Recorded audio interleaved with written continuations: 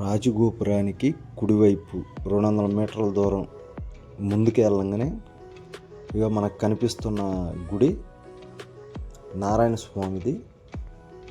ఇక్కడ ఈ స్వామివారిని భూతనారాయణుడు అని పిలుస్తారు. భూతనారాయణ పెరుమాళ్ అని పిలుస్తారు ఈ స్వామివారిని.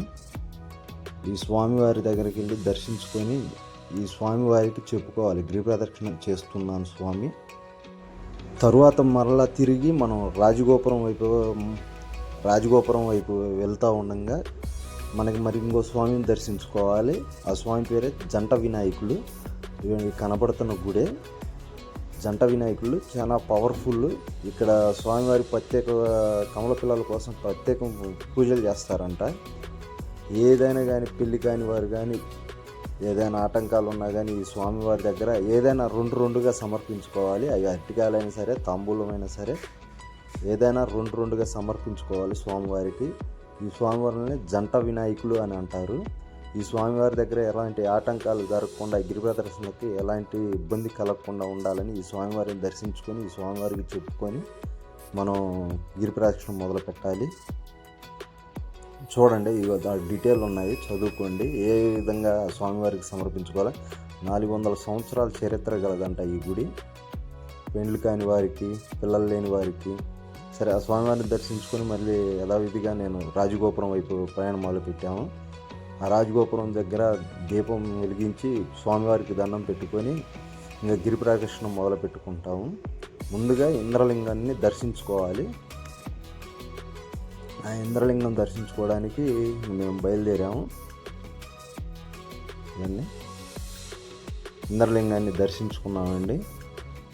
వీడియో కెమెరాలు కానీ ఎలాంటి అనుమతి లేదు, పర్మిషనే లేదు అసలు గుళ్ళోకి.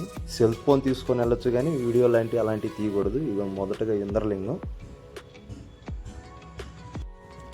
రాజగోపురం నుంచి 400 మీటర్ల దూరమేనండి ఇంద్రలింగానికి. తర్వాత వచ్చేసరికి అగ్నిలింగం వెళ్ళాము, దర్శించుకొని. మూడోది వచ్చేసరికి యమలింగం అండి. యమలింగం మూడోది. అగ్నిలింగం నుంచి 1.5 కిలోమీటర్. యమలింగం కూడా దర్శించుకోవడం అయిపోయిందండి. బయలుదేరుతూ ఉన్నాము. ఇక్కడ నుంచి గిరివరం అని రూట్ ఉంటుంది, బారుగా నైరుతి లింగానికి దారి. అది ఇదే లాస్ట్ కొద్దిగా డిస్టెన్స్ ఎక్కువగా ఉన్న రోడ్డు ఇది. 2 కిలోమీటర్ల పైనే ఉంటుంది నైరుతి లింగానికి. ఇంకా మధ్యలో నడుచుకుంటా వెళ్తా ఈ జింకలు, కోతులు ఇవి కనబడ్డాయి. కొద్దిసేపు ఆగి చూసుకుంటూ వెళ్ళిపోయాము.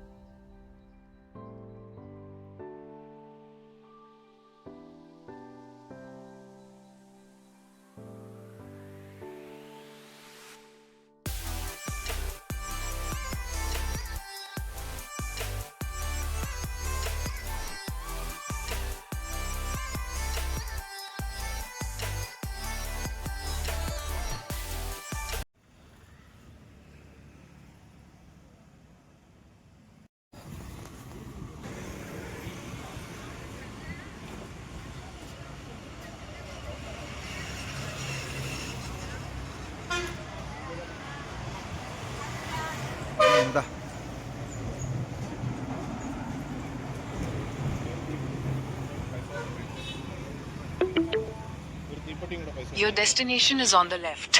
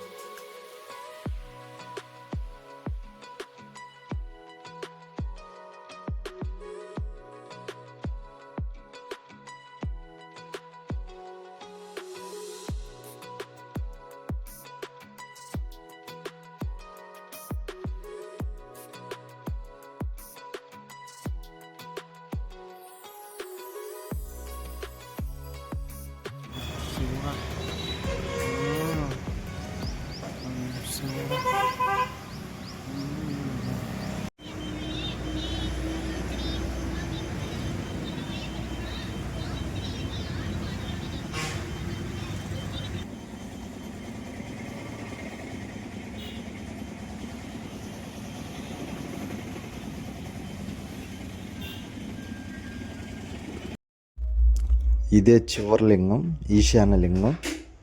ఈ లింగంతో మనకి దర్శనంతో గిరి ప్రదక్షిణ పూర్తయినట్టే. అష్టలింగాలు దర్శించుకున్న వాటిలో లాస్ట్ అష్టలింగం ఈశాన్య లింగం. ఇది దర్శించుకున్న వెంటనే మళ్ళీ మనం రాజగోపురం దగ్గరికి వెళ్ళి కొబ్బరికాయ కొట్టుకొని స్వామివారిని దర్శించుకోవాలి. అప్పుడే మన గిరి ప్రదక్షిణ పూర్తయినట్టు.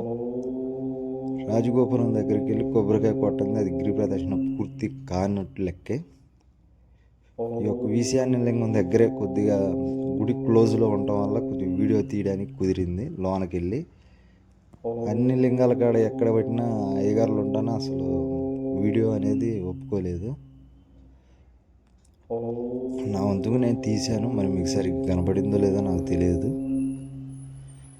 ఇంతటితో ఈ ఈశాన్య లింగంతో లాస్ట్ మా గిరి ప్రదర్శన పూర్తి చేసుకున్నాము ఈశాన్య లింగంతో. అయినా మేము రాజగోపురం దగ్గర దాకా వెళ్ళి రాజగోపురం దగ్గర కొబ్బరికాయ కొట్టి స్వామివారిని దర్శించుకుంటాము. రాజగోపురం దగ్గరకు వచ్చాము, కొబ్బరికాయ కొట్టి స్వామివారిని దర్శించుకోవడానికి గుళ్ళోకి వెళ్ళిపోతాం. 7:30కే దర్శనం స్వామివారిది ఆపేస్తున్నారు. మేము ఎలాగలాగా ముందుగా బయలుదేరి 7 మేము ఇక్కడ గుళ్ళోకి వెళ్ళిపోవడం వల్ల స్వామివారి దర్శించుకోవడానికి లోనికి వెళ్ళిపోయాము. లేదంటే స్వామివారి గర్భగుడి 11:30 అయింది. 7కి వెళ్ళేసరికి స్వామివారిని దర్శించుకోవాలంటే 11:15 అయింది. అటు ఇటు 7:30 కల్లా అక్కడ దర్శనానికి ఇంకా ఆపేశారు జనాలని. లోపల ఉన్న వాళ్ళ వరకు దర్శనానికి వెళ్ళారు, దర్శనానికి అనుమతి ఇచ్చారు.